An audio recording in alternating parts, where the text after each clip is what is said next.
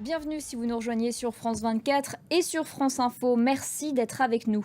Le Soudan entre donc ce mardi dans son 10e jour de violence. Armées et paramilitaires se disputent le pouvoir, plongeant le pays dans d'intenses combats. La France et les pays de l'Union européenne intensifient leurs efforts pour évacuer les ressortissants. Nicolas Chamontin.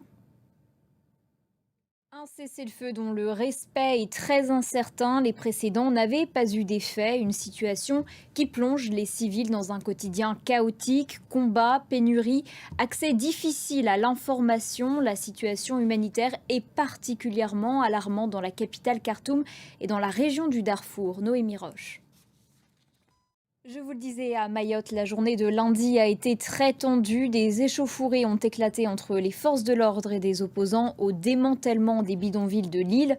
Ce démantèlement, baptisé Opération Wambushu, doit commencer mardi. Reportage Jocelyn Debro.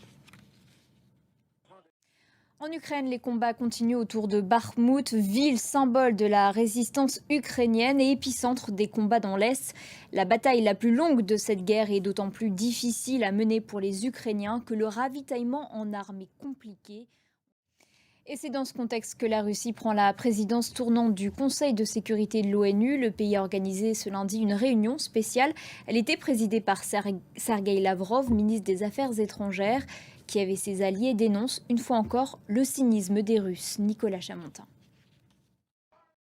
La coopération franco-belge en matière d'éolien au programme du sommet de la mer du Nord ce lundi.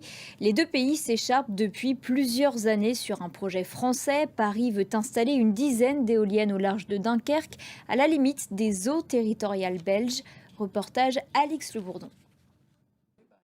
Et puis coup de tonnerre dans le paysage médiatique américain. Tucker Carlson, présentateur emblématique de la chaîne Fox News, quitte ses fonctions.